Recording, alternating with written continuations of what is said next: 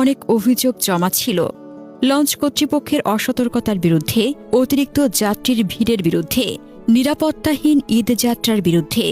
কিন্তু প্রতিবাদ করার, কথা বলার, চিৎকার করার শক্তি তার আর ছিল না। সেই তাকিয়ে থাকা বেশিক্ষণ স্থায়ী হয়নি। অতিরিক্ত রক্তক্ষরণে ধীরে ধীরে তার চোখের আলো নিভে গেল।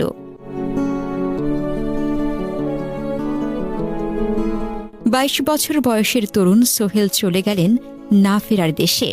বরিশালের মেহেন্দিগঞ্জ উপজেলার চর খাক্কাটার বাসিন্দা সোহেল ঢাকায় থাকতেন। আজ ছুটি পেয়ে গর্ভবতী স্ত্রী রুবা ও মিরাজ ফকিরকে নিয়ে বাড়ি ফিরছিলেন। স্বপ্ন ছিল গ্রামের বাড়িতে ঈদ আনন্দ, পরিবারের সাথে হাসি খুশি। কিন্তু একটি ধাক্কায় সব শেষ।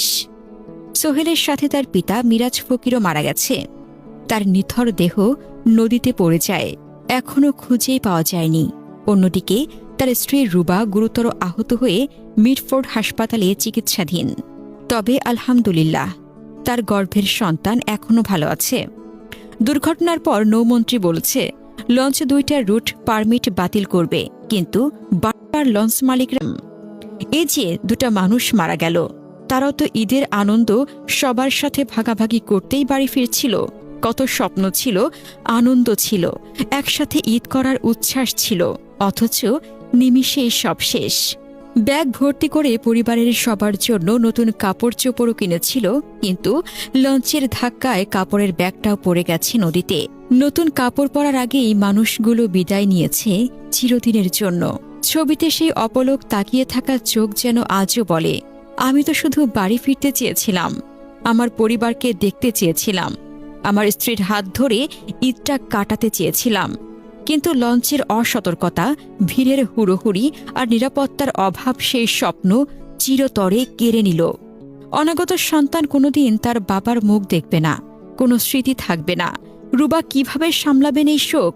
কিভাবে একা লড়বেন জীবনের সঙ্গে? আর কোনো ঈদ কি এই পরিবার শান্তিতে কাটাতে পারবে? প্রতি ঈদে এমনই ঘটে, ভিড়, অতিরিক্ত যাত্রী, অসতর্ক চালনা, আর ফল ভোগ করে সাধারণ মানুষ। সোহেলের মতো তরুণরা চলে যায়, পরিবার ভেঙে যায়, আর আমরা শুধু দেখি, শোক করি, তারপর ভুলে যাই। সোহেল ফকিরের আত্মার মাগফিরাত কামনা করি। রুবা ও তার অনাগত সন্তানের জন্য দোয়া করি, যেন শক্তি পান এই অবর্ণনীয় শোক সামলাতে। নিখোঁজদের দ্রুত উদ্ধার হোক। এই ঘটনা যেন আমাদের সতর্ক করে, ঈদযাত্রা নিরাপত্তা, সতর্কতা ও দায়িত্বশীলতা কতটা জরুরি।